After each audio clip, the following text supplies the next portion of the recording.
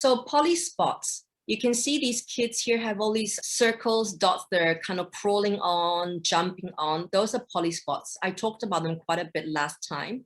There's also a picture here of the hopscotch. So instead of squares, you imagine the polyspots, okay? So polyspots is good. Therapy ball is more stationary. Polyspots is more dynamic. Can be dynamic, but you can also be stationary. So it's a blend of the two. So you're moving space, increasing your energy and your oxygen. It's great for self-regulation, for movement break. So you're using binocular vision, you're using balance and coordination. Okay, so you can walk or hop on one foot. You can hop on both. You can do a combination of both. You can do tippy toes. Tippy toes on one foot is really hard the whole time. I do have some kids who are practicing that, but so you probably walk single line but with tippy toes. Okay, and you can play hopscotch. You can use a sandbag or a stone, a rock to do that. Variations. You can look and say the number out loud as you're hopping. If you have polyspots, excuse me, this is mine that I use. I use this today, actually. I use this all the time. These ones have letters, have numbers, but you can get them with letters. So you can actually make up a spelling word when you're jumping. But if a kid is not ready to jump, you can get them just to stop, look, and walk.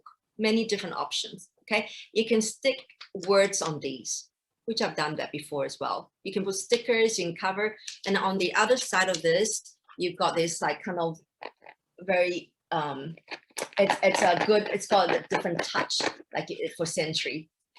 Okay, you can read and say the word ELEPHANT and letters on each spot. And then the last one, you have the whole word elephant. You can do and read out loud different words. You can say the colors or the shapes of the spots. You can count up 1, 2, 3, 4, 5 as you're skipping. You can count down 100, 99, 98, 1008, 1007, 1006. You can do skip counting 2, 4, 6, 8, 10. I do this all the time with kids. 5, 10, 15, 20, especially for multiplication. For those kids whose multiplication facts just do not stick, you gotta get them to move. Get them moving and jumping, and they will need a lot of this, but information goes from the short-term memory to the long-term memory better when you're using lots of sensory pathways. Okay, and then if there's a fact that needs to be memorized, you just get them to walk, walk, walk, walk, and say the sentence out loud many, many times. You can play memory matching pictures and numbers as well. You can do cross crawl, crossing midline. You can do a sitting down, you can do a standing, but it's basically this. Yeah. Okay. The cross crawl can be, you can stand up or sit. You can just do like this for those kids who can't do it.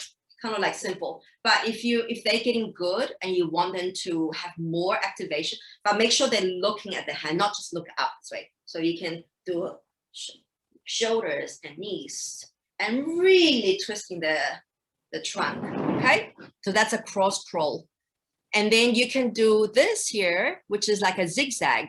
Okay, this foot can come here like a letter Z, and you can do forward and backward. Maybe I'll do some, show you guys. You can go like this, right? Or you can go like this. Okay, but do change because you want on both sides of the brain.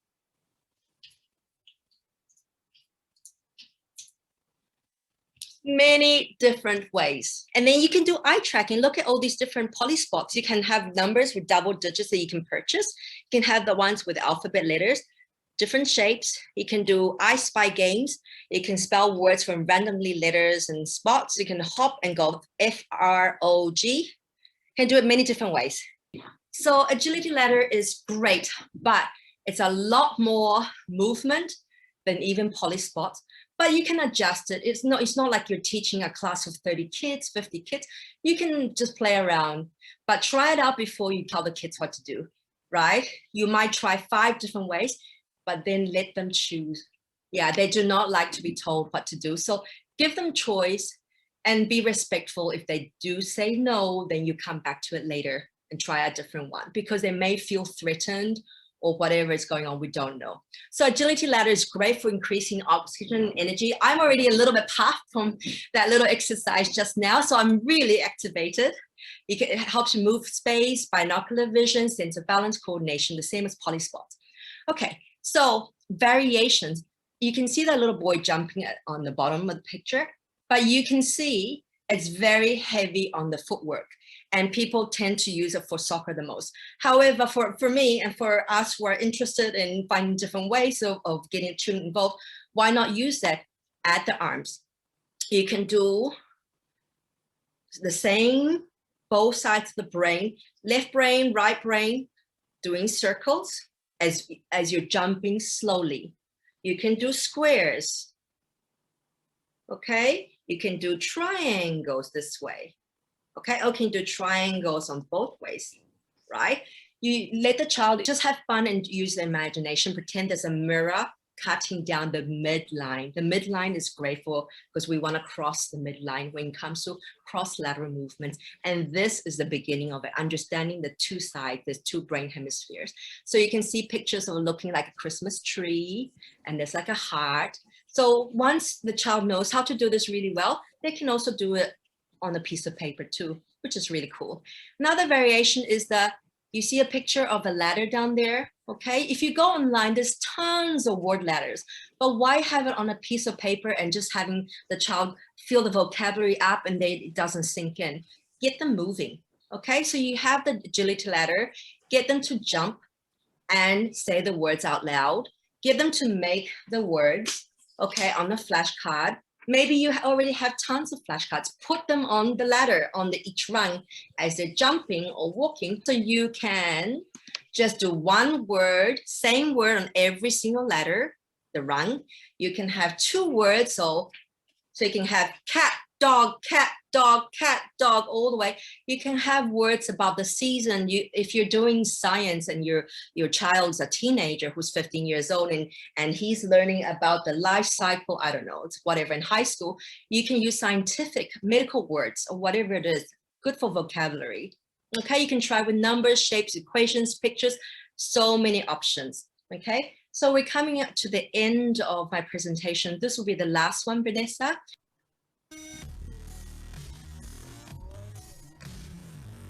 If you imagine polyspots, that you can also do that.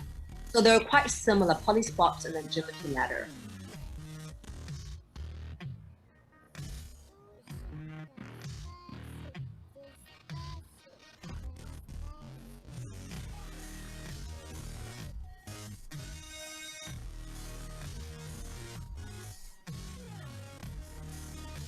The possibilities are endless. And you probably won't go to so many different variations if you're focusing on the particular math topic or spelling, okay?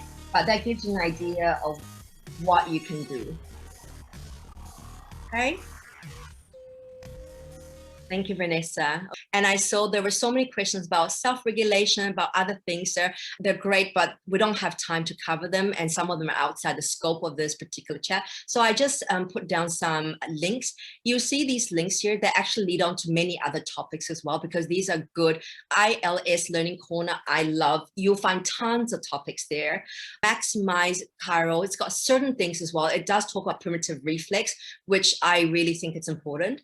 And then I've got a little bit on MNRI as well. And then I've got on Out of Sync Child. This is a really old book, but they've gotten updated. It's a really good one. Another one is The Brain That Changes Itself. Many of you probably know this already. Dr. Norman George has written 2 books. I think this is the first one. Yeah.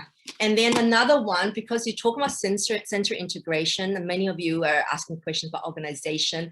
How my child's clumsy, spills things, can't seem to be able to coordinate himself, then you're probably going to be interested in dyspraxia. This is a great book, okay?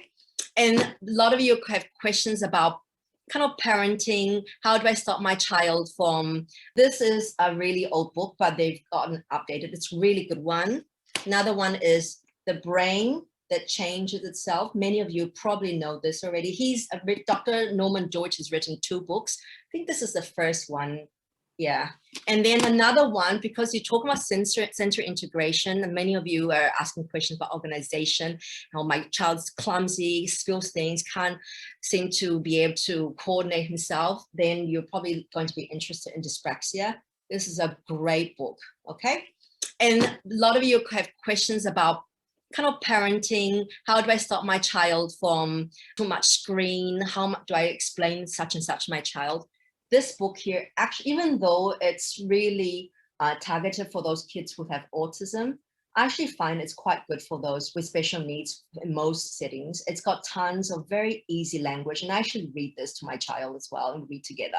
It's got lots of good examples. And then there were some questions about math as well.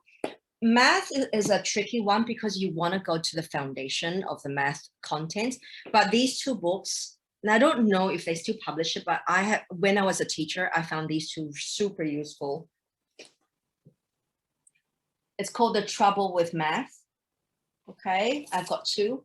And there were some questions about mindfulness. This is a good one too. It's a great book to read and do before bed. And then this one here, it's really cute. It's super cute, super cute. This is me. I'm at Mindful Space on Mondays and Tuesdays, like Vanessa said. Sometimes I'm on there Thursdays as well, but not all the time. Because I'm a Singapore coordinator, I put down the Masgutova method so that you can have a look if you're interested. And I am not very busy on the NeuroConnections Facebook page. I know some people go on and have a look and they probably wonder what's going on, but I will start posting more and I'll start sharing more information there. I'm going to be organizing a parent workshop taught by the co-founder of the MNRI for parents. If anyone's interested, I'll update information on Facebook once I have the exact date.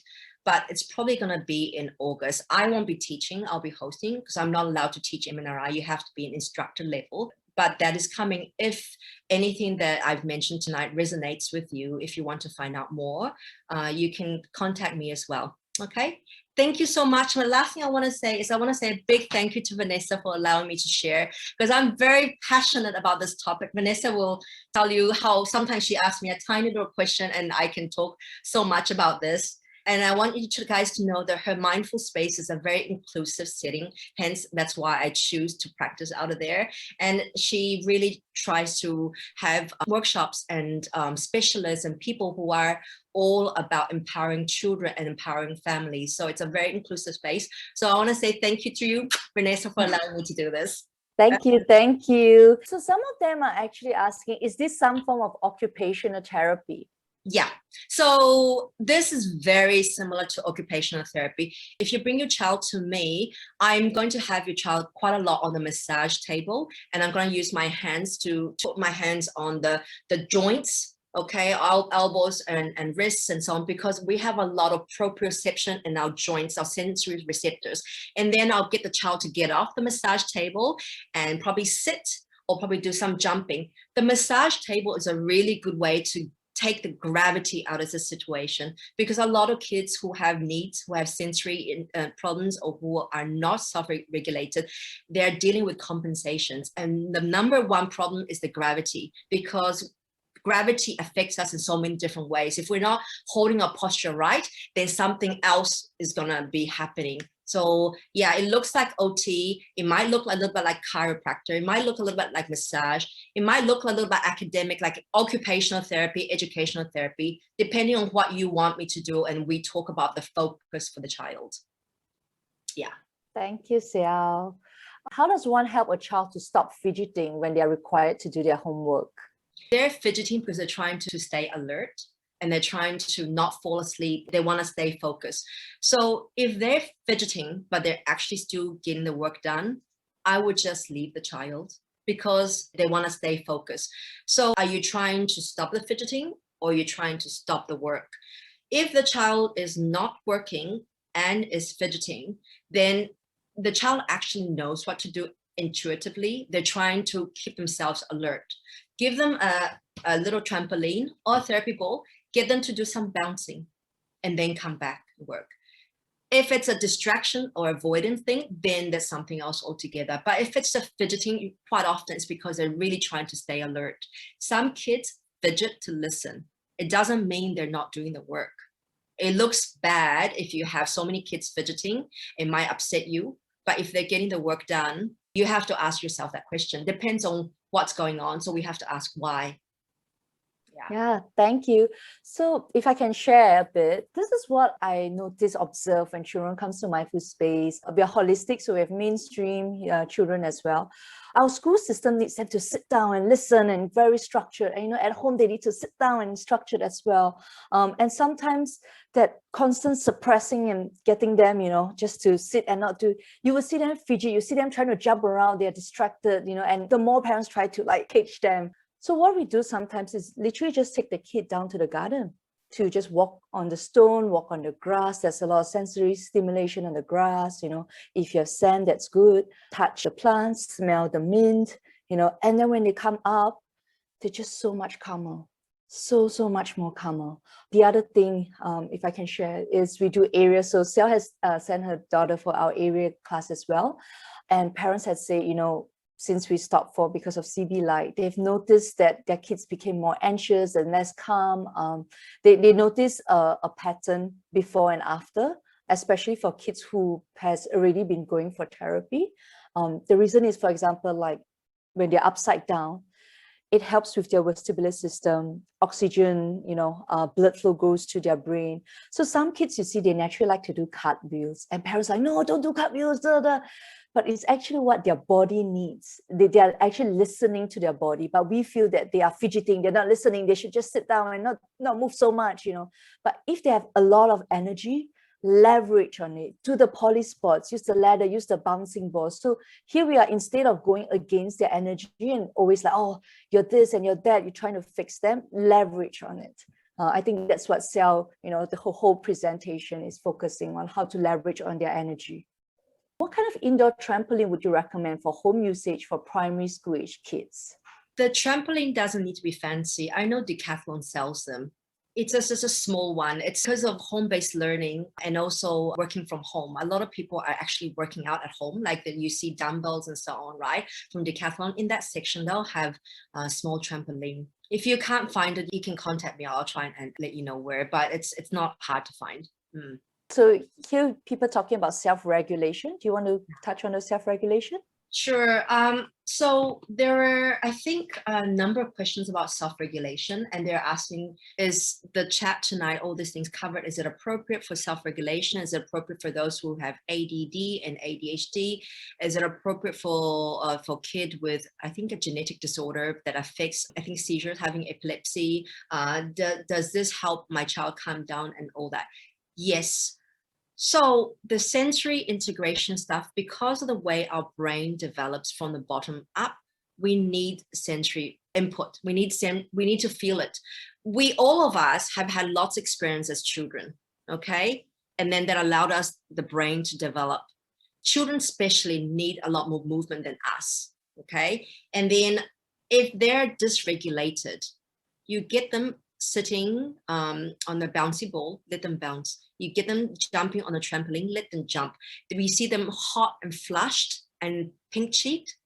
Their system is feeling so good. The inner ears have had a good workout, and you can see the excitement and fun. They might complain if you drag them out to the playground, but then when you bring them in, they're all flushed with excitement, they're happy, they're activated. And that's going to help them self-regulation. So last year during the circuit breaker, there was nowhere to go and I couldn't always take my kids out. I made them go out every hour, run around the space outside my house. They just ran 2 laps every hour, walk or ran, it didn't matter. Running gets a heart pumping, great for self-regulation.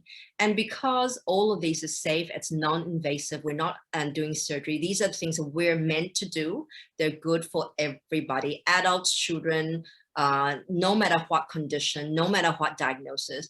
Of course, if there's a medical issue, you do need to go and consult the doctor. If you have other deeper things going on, you do want to seek help if that's outside the scope of this chat. But pretty much for everyone, this is a good thing. A question from Evelyn. My 6-year-old ASD kid is actually in the chat. Doesn't like to hold pencil and do coloring or tracing. What can I do to encourage her to hold pencil and do coloring and writing? So So there are always going to be kids who don't want to do one fine motor or another fine motor task. Kids usually like doing things. If they don't like doing things, there's a reason for it. Okay, usually kids who have low tone, they don't like coloring. If they have a focus issue, they don't like to do certain small fine things. Instead of fine motor, sitting down, dealing with this and eye tracking and a whole bunch of stuff, get them to big movements, big gross motor movement. Okay, if you get them bouncing on the ball, then getting them to do maybe 2 minutes of coloring, you might have to negotiate with something. No, he or she does it, go and do something else, and later on come back and try and stretch it 2 minutes to 3 minutes to 4 minutes. There are many different strategies you could try. Okay, but the big idea I'm trying to give to everyone is get the body moving. Gross motor movement is the best. Go for big bang for the buck. Don't sit down and keep doing the small things. You know, if they're struggling, there's usually a why. You have to find out what the reason is.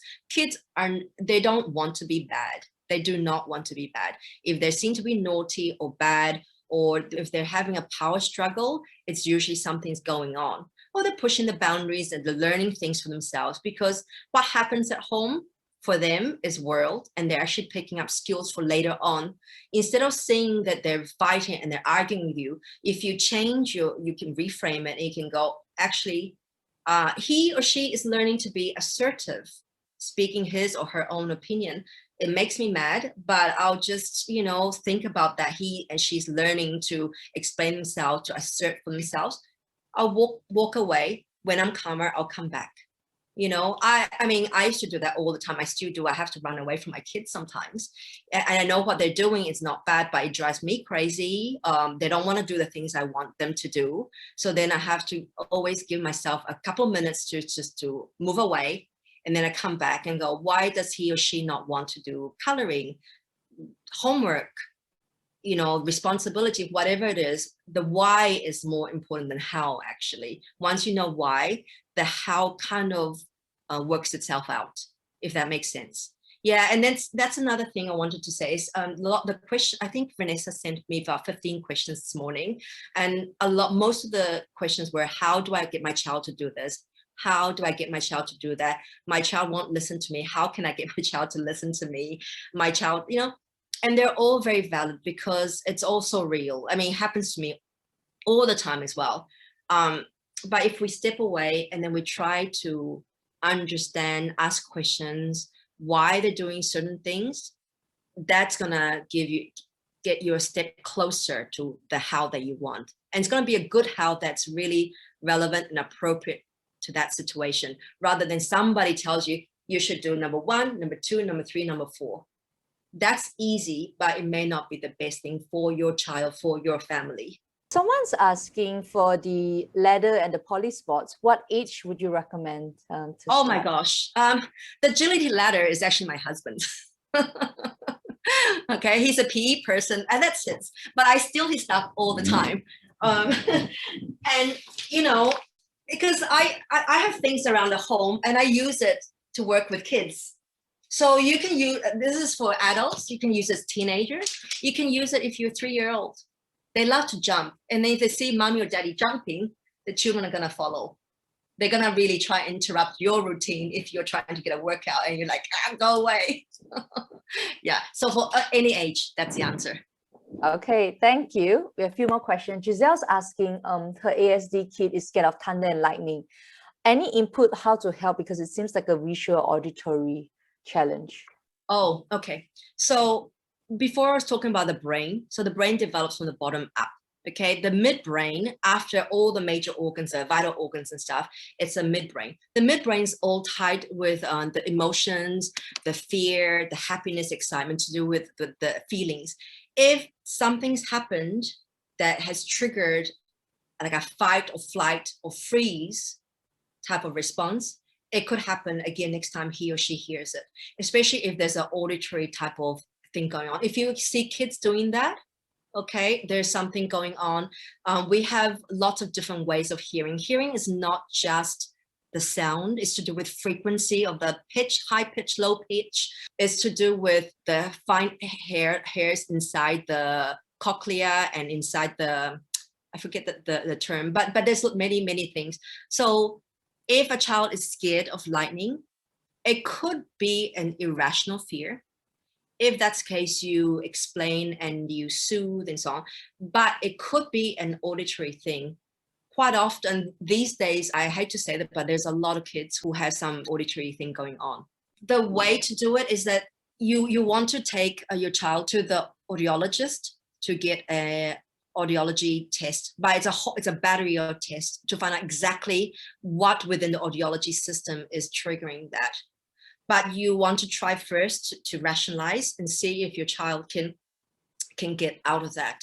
If it's ASD child, quite likely it's visual auditory, because many of them do have that.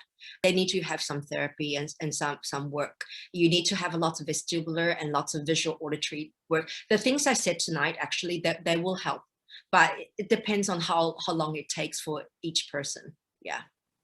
Your ADHD son is always angsty when he comes back from school, understandably, because he had to sit through 6 hours in the classroom. Auditory style is, of course, not his way of learning. He needs a lot of movement for sure. What would you recommend for children to do after they come back from school? He typically needs 2 hours to decompress after school before he can bring himself to do anything else. So the question is, what would you recommend for children to do after they come back from school?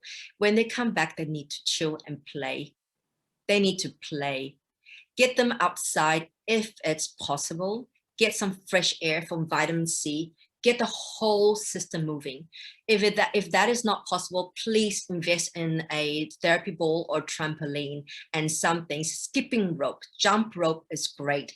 Get them a bouncy ball. Let them just bounce. Even the therapy ball, it may be really big, you can get a slightly smaller one, but because it's so big and they're kind of weird to bounce, that's okay too. Anything that kind of has big movements that allows them to use some strength and pressure, it's like getting the frustrations out as well. It's a good thing. Don't make the child sit and do the right thing, that type of thing. You understand your child well. Yeah, so decompression, but let them do something else. When I was teaching, I always tried to go through the multiple intelligences, so I'd have things visually written on the whiteboard, as well say the word, and I needed to make sure the child heard, and if I'll get them to clarify. I mean, there's so many ways that teachers can do, but there are always kids who need to move a lot more than they're allowed to in the classroom. Yeah.